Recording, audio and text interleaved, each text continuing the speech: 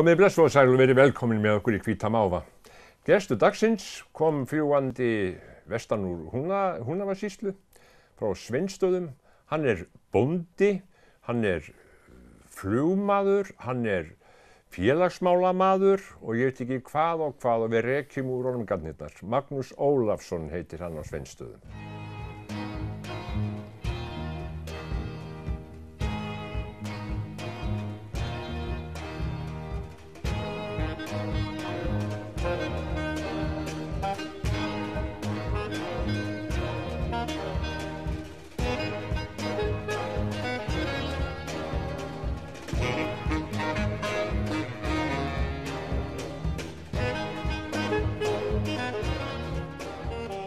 Magnús, vertu velkomin. Þakka þér fyrir. Ég sagði bóndi og þú verður á Sveinsstöðum minna. Það er eitthvað pínlítið öðruvísi í dag, það? Það svona innan skekkjumarka, hefur ekki segja það? Já, akkurat. Ég náttúrulega Magnús frá Sveinsstöðum. Því að ég hafði vita á því að þegar að sonurinn var tilbúinn að taka við, þá sagði ég, ok, nú tekur þú við og gerði honum það kleift og hann búinn að búa þar á annan áratug. Ég flutti til Blönduóss. En búinn að byggja sumarhús á Sveinsstöðum núna og þar mjög mikið. Þú kenndur við Sveinsstaði? Ég kenndur við Sveinsstaði. Segja gjarnan Magnús frá Sveinsstöðum því að það annar Magnús Ólafsson á Sveinsstöðum núna. Við þurfum að greina okkur nafnar. Já, það þá sonarsonur? Það sonarsonur. Hann á verður 6 ára í vetur. Hann brattur vel. Já. Afastrákur? Afastrákur, mikill. Gott. Eins og öll afabörnin. Já. Magnús, þú svo útitekinn. Hefur ekkert verið inni í sumar? Ég mikið úti, ég mikið búinn að vera úti. Ég tók upp á því að gerast hestastrákur hjá einum sem rekur ferðaþjónustu fyrir fólk á hestum og ég reið með honum og aðstoðaði hann við hitt og þetta allarleysur í Biskupstungum og norður aftur. Við vorum 14 daga á ferð og það riðum yfir 500 kílómetra, þannig þetta var mjög skemmtilegur tími. Þetta hefur júlímánuði farið í, júlímánuði farið í að þó nokkuð leyti. Já, og fenguðu gott veður síðan? Mjög gott veður í heildina. Við fengum rigningu, og við fengum bara íslenskt veður. Við gáttum fengið rigningu, en það var ekki nema 1 eða 2 daga. Við fengum mikið af sól, sérlega sólríka daga suma. En svo bara mjög gott ferðaveður aðra og skemmtilegt. Var þetta með útlendinga eða? Já, eingöngu útlendinga. Við fórum með 23 Færeyinga suður og svo var skiptum lið og teknir svona fjölþjóðlegur hópur norður. Já, hvað fer maður langa leið á degi? Við á Kjalvegi, með því að fara við Kjalveg, þá maður svolítið bundinn af gististöðunum. Já. Það að fara 40 km, 35-40 km á dag mjög hóflegt og mjög þægilegt, jafnvel bara 30 km, en lengsta dagleiðin á Kili eru 50 km, 48 km nákvæmlega. Þannig að það er svona í það lengsta alveg. Já, og það býsna langt. Það þó nokkuð langt. Maður þarf að skipta nokkrum sinnum hesta og til þess að hafa gaman. Já. Þetta mikið mál að fara með svona stóran hóp og það þarf gríðarlega fjölda af hestum. Við vorum með 107 hesta í ferðinni. 107? 107 hesta á járnum. Það var ekkert öðruvísi. Það eru margar skeifur. Heyrðu, það 428, ekki? Það eitthvað svoleiðis. Það kom stundum fyrir að járningamenn þurftu að taka upp sín verkfæri og járna því að það þýddi ekki annað en járna jafnóðum eða eitthvað fór undan. Ég sagði flugmaður. Komstu fljúgandi hingað kannski? Já, ég kom kannski ekki fljúgandi í dag en ég flýg mikið og á flugvél og hef mjög gaman af því. Það ekki margir bændur sem eru flugmenn? Nei, sjálfur sér kannski ekki margir og það sem gallinn við það hvað einkaflugið orðið lítið í dag miðað við sem var hérna þegar við vorum ungir. Það er svona alls konar hömlur og reglugerðir á þessu og þetta dýrt og svona þegar ég lærði þetta fyrir hérna þegar ég var fertugt þá tókum við nokkru strákar á Blönduóss okkur saman og við fengum flugkennara og hann kenndi okkur þetta bóklega og svo fengum við annan til þess að kenna okkur þetta verklega og þetta rúllaði mjög vel og við bara gátum gert þetta þarna heima. Og þetta gerir þú bara með búskapnum? Bara með búskapnum þá. Já, en þetta er nú staut að fara í gegnum flugpróf. Já, það er. Þeir sögðu nú einhvers staðar að eða ég heyrði eftir flugkennarinn og hann hefði sagt að það væri einn hefði verið hjásjálfum fyrir norðan sem var svo mikið framsóknarmaður. Af því að flugprófið er krossapróf og hann hefði bara ekki gert annað en að exa við B og hann hefði náð prófinu. Já, við vitum eflaust hver það er. Við höfum hugmyndu það, já, við þurfum ekki að nefna það frekar, en ég kannski skrifa nú ekki alveg undir að ég hafi bara náði út á það. Nei. En ég hef allavega verið lífandi eftir þessi ár og þú veist að flugmenn mega ekki gera mistök, það er bara það. Það er bannað. Þeir fá bara eitt tækifæri. Já. En snúum okkur að Sveinsstöðum. Það sem þú ertu fæddur það kannski? Ég fædd á Blönduósi en ólst upp á Sveinsstöðum. Já. Nú spyr ég eins og fávís, en sko, hvernig jörð er þetta? Sveinsstaðir eru mjög góð jörð. Þetta er fjölbreytt jörð, gott land, ræktunarskilyrði mikil, mikið gras. Síðan eru Vatnsdalshólarnir sjálfur að Sveinsstaðir eigum helminginn af Vatnsdalshólunum og það er mjög skjólsamt land og fjölbreytt náttúrulega og mjög ekkert mikið beitiland þannig lagað séð en skemmtilegt þarna. Svo eru bakkar að Vatnsdalsá. Síðan er náttúrulega veiðin í ánni sem að skiptir máli hefur alla tíð skipt máli fyrir búskap á Sveinsstöðum. Já, það gerir það. Allar svona ár sem að eiga þennan möguleika, það virðist ganga. Já, það var svo sko afi minn sem bjór þarna á undan pappa. Það er að segja sko frá 1844 hefur æxlað svo að sá báður sem kom í Sveinstað 1844, langafi minn, hann býr þarna og síðan tekur sonur hans við af honum og eftir það hefur alltaf sonur tekið við af föður. Og það hefur ekki verið neinn kvöð, bara verið ef að það er vilji og ég til dæmis sagði mínum strákum og mínum krökkum að ef einhver vildi taka við af mér þá skildu þau segja það þegar að þau væru tilbúin. Því að ef ég hefði segjum að ég væri búandi ennþá í dag og væri nú að vildi fara að hætta, þá er ekki víst að neitt vildi taka við. Nei. Sko, ég er margbúinn að segja við bændur, þið eigið að hætta þegar að krakkarnir vilja taka við ef þið viljið gefa þeim færi á að taka við. Það er ekkert hlaupið sko að því fyrir ungt fólk að hefja búskap. Það er bara þónum mikið mál. Það er bara mikið mál og hefur alltaf verið mikið mál.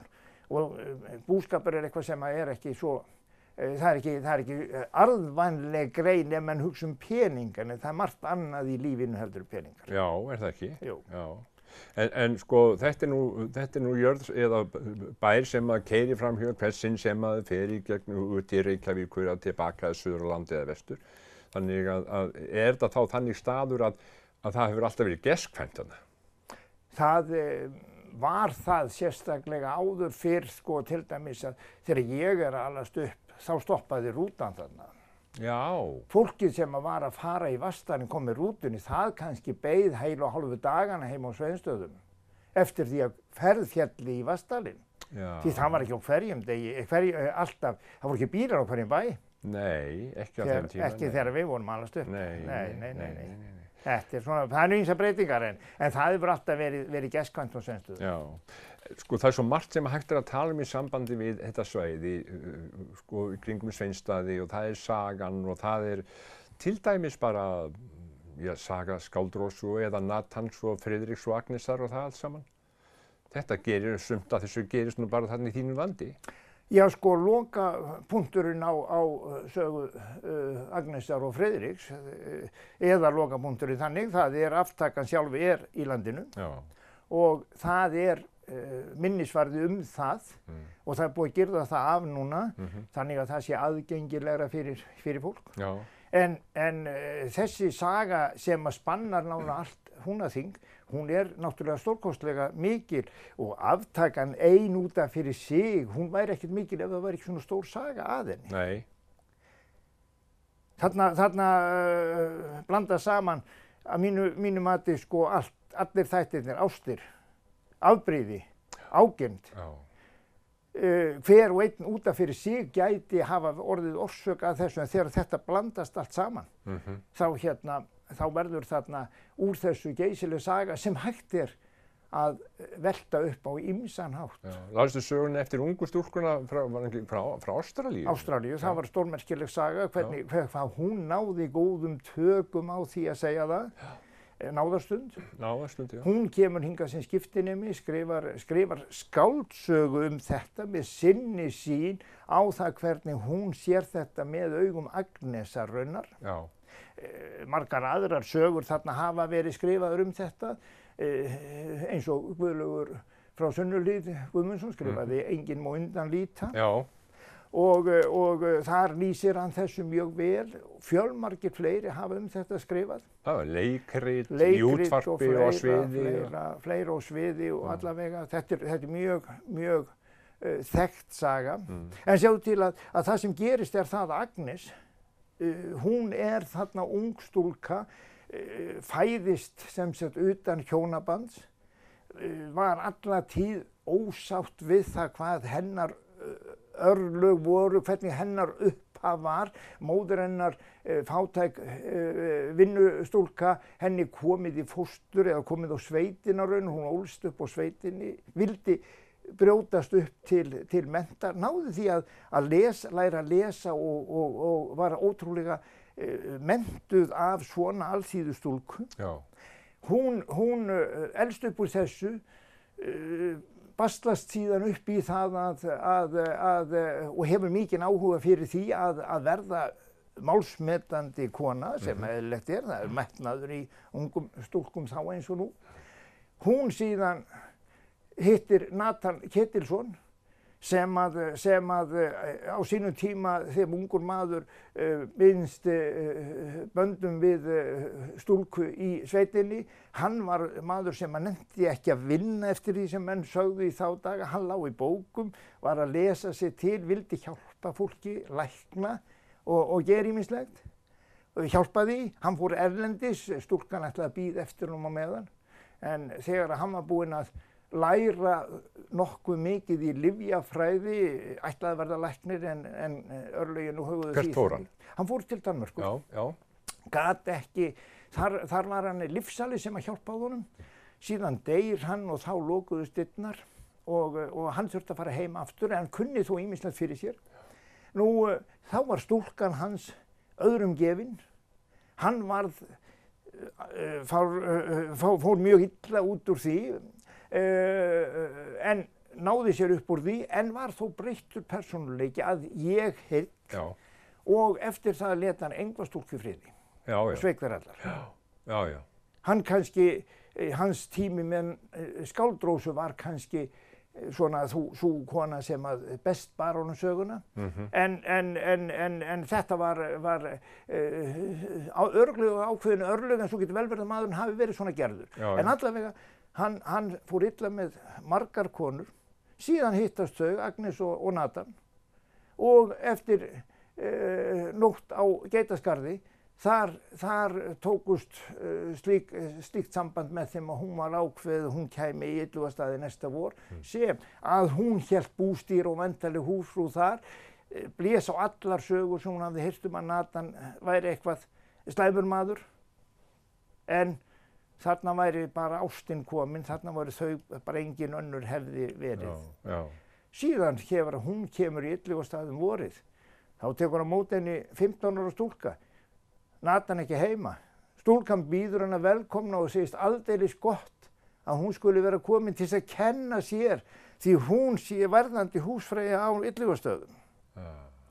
Og hvernig heldur þetta hafi verið fyrir Agnesi koma þarna í þetta, heldur hún sé stóra ástin hans Nathans, þessi stelpa þarna tekur á mótinni, Sigríður, tekur á mótinni með þessum orðum. Nathan hafði að vísu sagt en það væri fávís stúlka þar heima hjá honum, en ekkert öðruvísi. Svo lék Nathan sér að þeim báðum. Þegar hann kemur heim, þá náttúrulega taldi hann Agnesi trú allt annað, bauð inn í smiðju sína, þar sem hann bruggaði lífin og hún fékk meira sér lyklavöld að þessu og svo lék hann þér að þeim báðum.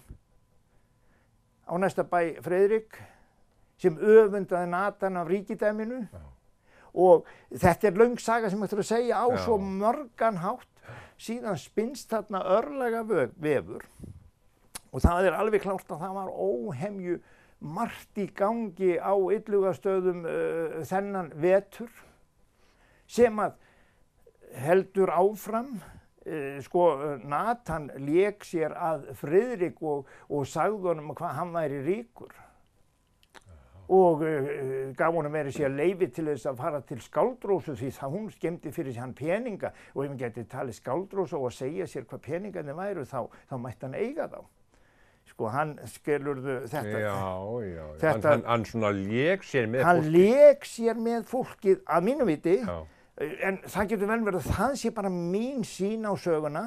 Hvað með það að þetta spinn síðan áfram. Friðrik verður ástsjúkur í Sigríði, býr þó í heima í Katardal þar sem að foreldrar hans bjuggu. Þar var ófrísk stúlka eftir Friðrik. Já.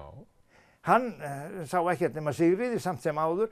Agnes hugsanlega átt þar einhvern þátt í að reyna að koma þeim saman til þess að hugsanlega í upphafi eiga meiri möguleika að ná Natan sjálf. Hvar veit maður.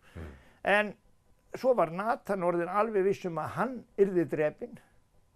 Hann var orðinn viss það sjálfur. Friðrik var alveg viss að ef hann drepi ekki Natan þá myndi Natan drepa sig. Og svona spinnst þetta áfram. Já, ég segi söguna svona. Já, þú ert að segja mér söguna. Það ýmsir aðrir geta sagt söguna allt öðruvísi. Já. Eins og þessi ágæta stúlka þarna, Hanna Kent, sem skrifaði mjög góða bók þetta og lýsti þessu fyrir. En hvað með það? Þetta endar með morðum, bruna, réttarhöldum. Inn í þessa spögu spinnst náttúrulega að það var ákveðin óöld að því talin var í Húnaþingi Blöndal þegar hann kemur sýslumaður í Hvamm. Þá ætlar hann að gera mikla hluti að rétta af ástandið í héraði og ætlaði að vera strangur sýslumaður. Ætlaði aldeilis að gera mikið. Og hann kannski gengur harðar fram í þessu og margir hafa velt í fyrir sig hvers vegna var ekki Agnes spurð út í forsöguna að þessu í réttarhöldum. Var það ekki? Já, hún allavega sagði ekkert mikið það. Nei. Þannig að þetta endaði með því að aftakan eða hann dæmir þau. Hann dæmir þau til, Blöndal sýslumaður dæmir þau til dauða? Dæmir þau 3. Friðrik, Agnesi og Sigríði. Hæstiréttur í Danmörku, hann mildar þann dóm, hann gerir Sigríði lífstíðar fangelsi á Brimbarhóli en hin 2 skuli hálsögn. Já, í Danmörku þeir hafa staðfest það. Staðfesti dóminn yfir Agnes og Friðrik en mildar þetta. Hvar fór réttarhöldin fram? Við erum að vera frítóku svolítið.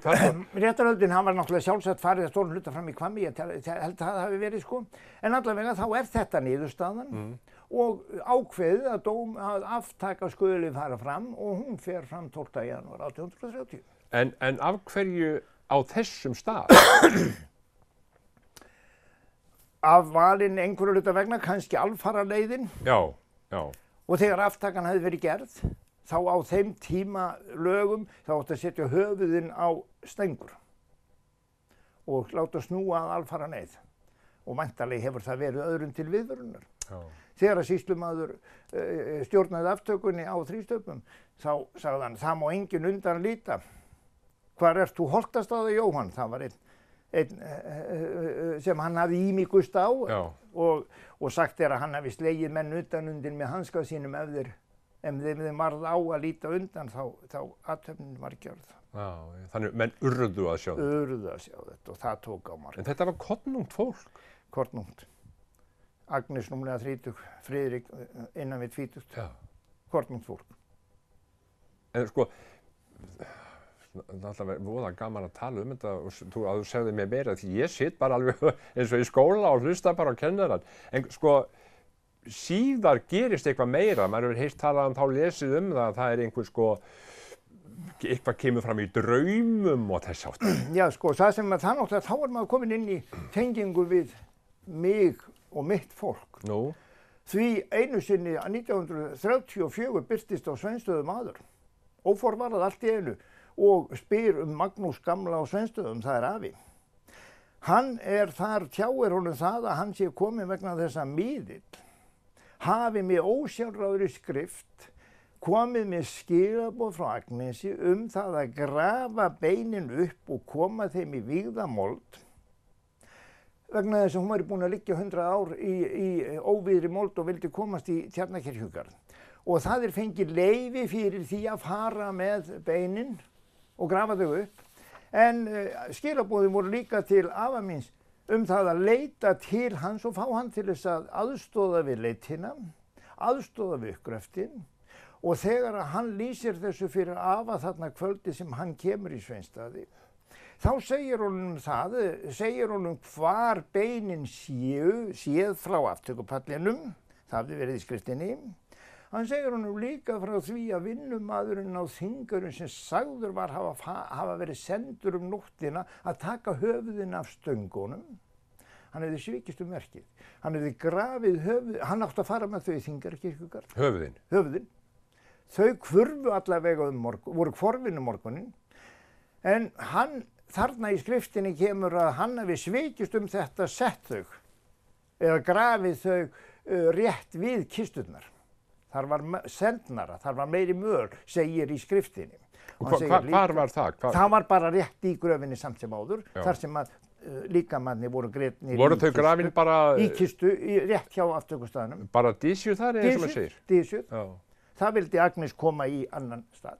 Já. En þegar að hann segir meira, sendimaðurinn náði ekki höfðinu af mínu höfði, skrifar Agnes í skriftinni. Hann næri ekki mínu höfði af stjakanum. Svo hann braut hann. Og svo skrifar hann í dagbók sína, Guðmundur Hofdal, sendimaður sem kemur norður, Magnús, það ju jákvætt að Magnús skuli vera til. Hann tilbúinn að hjálpa til við þetta, en mér fannst það á svipbrigðum hans þegar ég sagði honum þetta, að hann legði lítt trúna á þessu sögu höfuðin, að þau væru þarna. En hvað með það að morgun eftir fóru þeir pabbi og þá innan við 20 og afi með sendimanni. Og afi á korteri eftir leiðsögninni hvar þau væru. Pabbi sagði mér að þeir hafði ekki haft hugmynd það þá hvar gröfin var. En eftir skriftinni þá gátu þeir staðsetta svo þeir ráku járnteina niður, fundu kisturnar, þeir voru grafin í kossum, eða kistum. Fóru að grafa, fyrsta sem fannst, 2 höfuðkúpur, 10 sentimetra brotin spýta við aðra. Það var það þá sem hann, hvað hétt hann? Strákurinn sem átti að hafa farið. Ná í höfuðin. Hann átti að fara með höfuðið í Þingeyjarkirkjugarð, það var munnmælasagan 100 ár. Þau voru þarna, höfuðin, spýtan, staðsetningin. Og svo segja menn að það sé ekki hægt að marka það sem kemur annar staðar frá. Ég held að sé margt að marka það. Þú trúir því? Ég trúi því, veit það. Já, þú veist það? Spurningin svo, þú nefndir hér í upphafi sögu Hönnu Kent. Mjög merkileg saga. Já. Ég hef stundum veltið fyrir mér, hvernig getur ung stúlka fædd í Ástralíu skrifa svona rosalega góða lýsingu, trúverðuga, búin að lesa náttúrulega mjög mikið. Gæti hún að hafa fengið svona smá aðstoð við þetta á einstökum stundum? Ég bara spyr, ég hef ekki hugmynd það. En þetta þá kannski eitthvað sem hún hefur bara í gegnum tíðina meðan hún var hér sem skiptinemi, fengið upplýsingar og sögur Hún fór og grúskaði mikið, ég veit það, en bókin svo rosalega vel skrifuð. Skemmtileg og lýsir svo vel tíðarlandanum. Já, ég ekki búin að lesa þessa bók. Nei, lest hana. En þetta skáldsaga. Já. Ein af mörgum útgáfa sem hægt að segja þessa sögu. Ég hef sagt þér eina svona mína sín, örstutt af því sem ég gæti sagt þér. En þetta heillamannleg, þetta sem sagt, þetta svo margt í sögunni. Sko, hvers vegna hvernig maður og hvernig stóð á því að Natan var svona? Þetta kannski rétt sem að með Agnesi að hún hafi verið laundóttir bóndans á bænum? Hún hélt því oft fram. Já, hún gerði það. Hélt því fram. Já. En hvað voru mörg dæmi það að vinnumennir voru skráðir fyrir börnunum? Og Natan inn í þá sögu, þegar að hérna Natan seldi bóndanum líf til þess að koma barni úr vinnukonunni. Hann seldi honum það, sagði honum að það væri mjög dýrt ef hann ætti að gera það. En hann var tilbúinn að borga hvað sem var. Svo lét hann Natan fór inn í sína smiðju og kom með flösku með glærum vökva og lét bónda hafa. Svo þegar bóndinn kom reiður mjög löngu tíma seinna og sagði að það gengi ekkert að koma barninu úr vinnukonunni. Lasta ekki utan á flöskuna, segir Natan. Ég skildi ekki, þetta var eitthvað latín eða eitthvað eða danska eða eitthvað. Já, það stendur hérna, ef þú þýðir þetta, stendur hérna hreint vatn. Og bóndinn náttúrulega æfur yfir því að Natan skildi selja sér hreint vatn. Og vildi fá endurgreiðslu. En þá sagðist Natan, já, þá kæri ég því fyrir að hafa ætlað að drepa ófætt barn. Ég tek ekki þátt í því. En þú mátt borga, og ef ég á ekki að fara með þetta áfram, þá verður að borga með meira. Endaði með því að bóndinn hérna borgaði honum meira. Hann borgaði honum meira. En Natan gerði oft ýmislegt fyrir fátækt fólk. Magnús, ég var að tala við daginn flugmann og við vorum allar komnir að stað, komnir í loftið, við bara gerðum svo bara annan þátt. Það verður bara að gera svolítið með því. Já, ég veit ekki. Ertu til? Ég get alltaf talað. Ég er þekktur fyrir það. Ég ætla að taka þér mynd fyrst til að byrja með. Og svo bara sé ég því í næsta þætti. Sjáum þér, Karin. Þakka við myndast það.